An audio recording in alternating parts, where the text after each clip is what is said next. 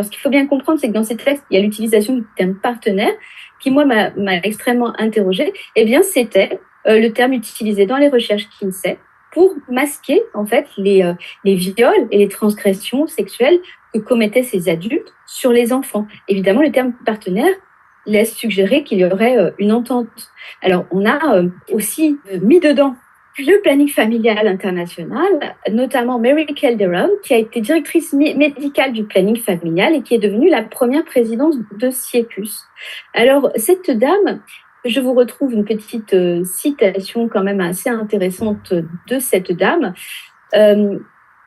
En 1980, lors d'une réunion, la réunion annuelle de l'Association des médecins du planning familial américain, elle a expliqué qu'il était vital je la cite, de permettre de façon très large et profonde la prise de conscience de l'importance vitale de la sexualité des nourrissons et des enfants, et que c'était l'objectif principal de CIECUS.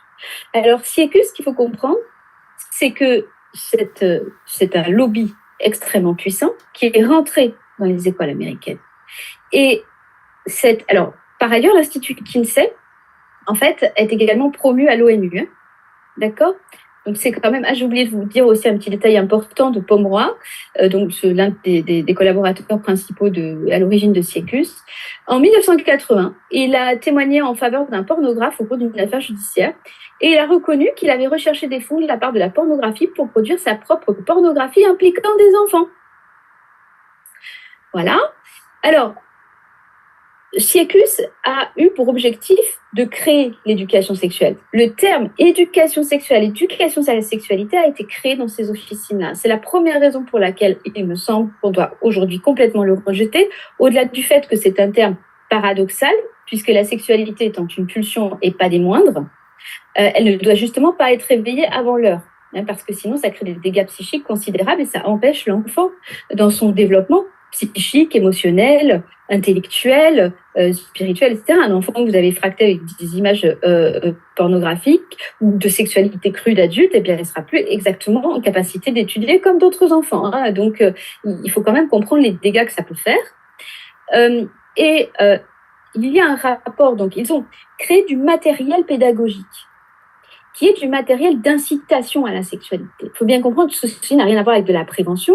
Nous sommes bien d'accord. Enfin, moi, si je suis ici et si je me suis mis dans ce sujet qui ne me rapporte que des ennuis, eh bien, c'est parce que je suis soucieuse de la protection psychique des enfants. Je suis soucieuse précisément qu'on préserve leur innocence et qu'ils puissent grandir en toute sérénité dans un environnement protecteur. Et donc, de ce fait, parce qu'ils ont un environnement protecteur, ils pourront avoir une sexualité épanouie adulte.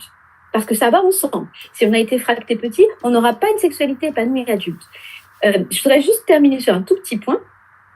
Dans un rapport de l'American Legislative Exchange Council, en avril 2004, il a été clairement illustré la connexion entre Kinsey, CIECUS, le planning familial, et dénoncer les études de Kinsey comme étant des sciences de pacotille qui sont enseignées aux enfants américains par l'éducation sexuelle. Donc tout ça, on le sait quand même depuis longtemps. Il se trouve que malheureusement, ces lobbies ont beaucoup de pouvoir et qu'à la fin des années 90, le gouvernement fédéral a désigné CIECUS aux États-Unis comme évaluateur en chef de tous les programmes d'éducation sexuelle aux États-Unis.